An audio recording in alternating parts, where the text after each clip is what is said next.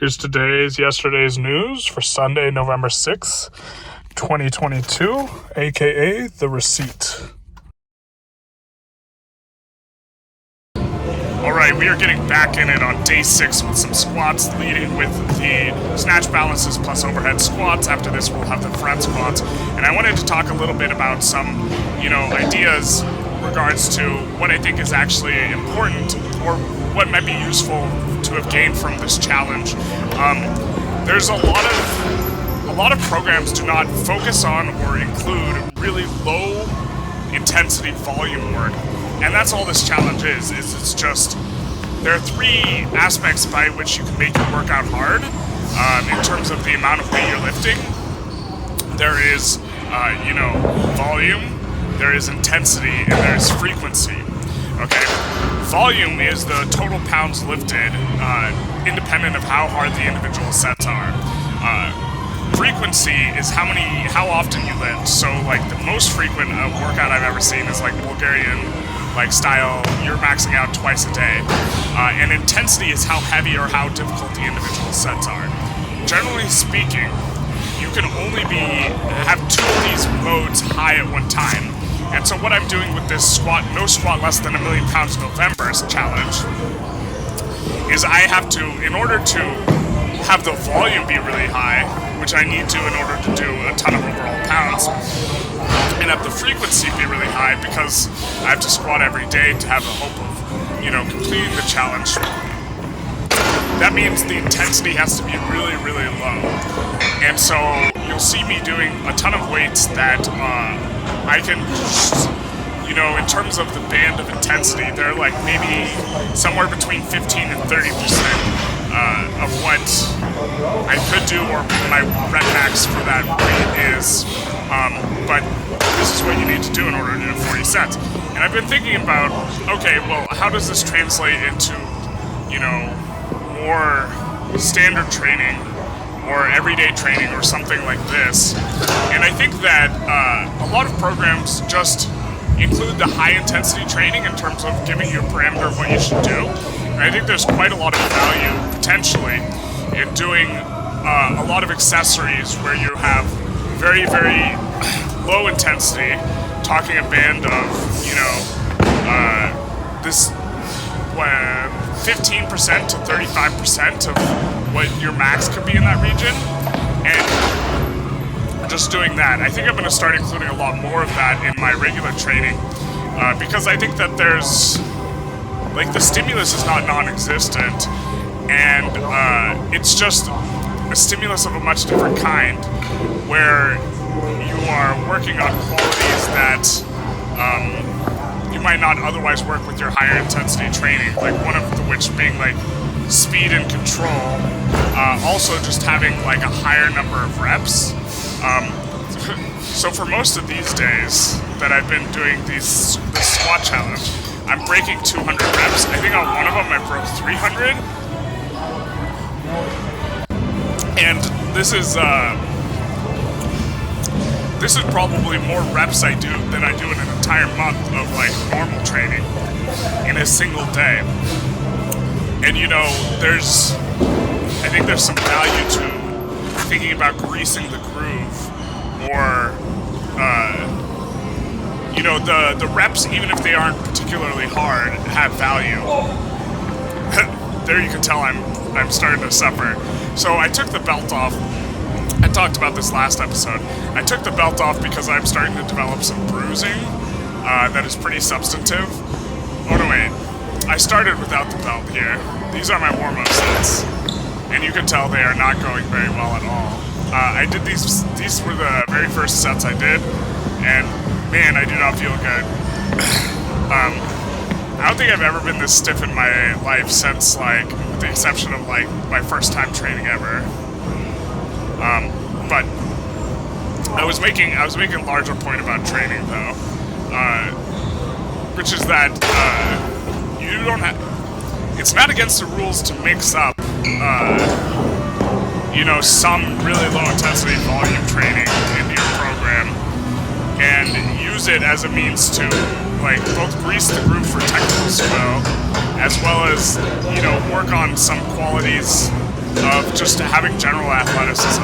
Like, the biggest thing is, I think that going out of this challenge, my work capacity will be greatly increased, and I will just be able to do way more working sets, even at high intensity, because, you know, squatting 30,000 pounds or 33,000 or 35,000 pounds in a single session is not something my body could really do before this challenge. Although, well, it could, but not at any, like, high intensity level. And now you see the squats are starting to move a little bit better, despite it being still warming up. It takes so long to loosen up. And then even then, I still haven't been able to loosen up. Okay, so these were after the front squats. You can kind of tell the timing of stuff based on the sweat, but it's chronological from here, and it's just sets of 5 with 185. This is a kind of very comfortable rep range and weight I have found. Day 1, I absolutely blasted myself doing 225 for 5, and I did 42,000 pounds, and that was oh, that squat was high as fuck. That one was kind of high too. But the legs are still really stiff, and so that's another thing I've noticed is like just depth is just kind of difficult. But when I was prepping for this challenge, of which I did very little prep, which was likely a huge mistake, one of the days I did, I think, like 20,000 total pounds of squats, and I warmed up with like 10,000 pounds, with like, or maybe it was like 7,000 or 8,000 with like 95 pounds, and then I found I could actually squat to depth much better for the snatch to get into the receiving position, which I found was interesting. And this is what kind of got me thinking that, you know, maybe I should be including a lot more squat volume if it's helping me like loosen up in a way that, you know, just dynamic stretching is not. Just opening the workout with like 7,000 squats so I could get a better squat position at the bottom, then maybe I should be including it more in my training, because the volume I think is not inconsequential either. And also, you know, it's sort of like squatting 95 for 10 every minute on the minute is kind of like cardio, but it's a cardio that's much more productive and conducive to like weightlifting, right? And so this is kind of one of the major like data points, I guess, where I'm thinking that there's some value to like incorporating some of this kind of training to a normal training cycle. Now, as for like just squatting 33,000 pounds at like really low intensity, like overall, what's it useful for? The answer is probably nothing. You know, the only thing I can think it might be useful for is speed, but then even then it's way overkill.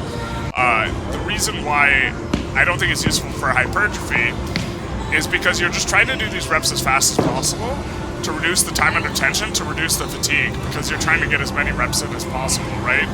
I think much more controlled reps and just less would be much better for hypertrophy or like getting big.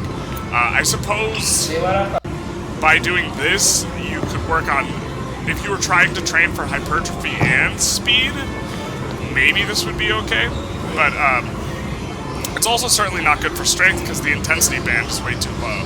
Like, you're not going to develop any strength qualities, I don't think. I mean, I might max out and try it out. It just might be a novel enough stimulus to like push you over the edge, and like maybe that's something there, but certainly like 33,000 is too much. And then, which leaves like speed, and you're trying to do these reps as fast as possible, which is why I think maybe it can help develop speed. But if you look, as we're getting kind of towards the tail end of this workout, I'm moving like molasses here. Or I'm not moving anywhere near as fast as I was at the start. Not that I was moving that fast at the start, because I'm just so stiff and I can't like loosen up. Like maybe for the Olympic stuff, I guess I moved like maybe a decent pace, but now just very, very fatigued. I've also stopped using the belt. I think I talked about it earlier in this video, but just developing like some bruising that is making wearing the belt uncomfortable. even though continuing using the belt would be nice. Also, like, upper back is starting to get a little raw from holding the squat position. You know, I've thought about how you either die a hero or see yourself moving back to the squat pad when you're squatting such high volumes. But, like, back's getting a little torn up from all from the squat bar. Luckily, I'm using like a weightlifting bar, which has much softer knurling than like a powerlifting bar. Anyways, as far as like going in the future and discussion on this video goes or stuff like that, I'm thinking I might actually stop this challenge after 7 days and 2.25 pounds, which is just kind of what I'm thinking, because it's not helping me do the things I wanted to do as much as I thought it might. Anyways, if you liked the video, feel free to like, comment, subscribe. If you want me to keep going, I suppose let me know in the next 24, 48 hours, because I'm kind of thinking of stopping this challenge. I think I've kind of proven that I can do it with just hitting 250,000 in 7 days, which will be the next episode, which I think I will post later today. Anyways, have a good one. That's the last set. See you later.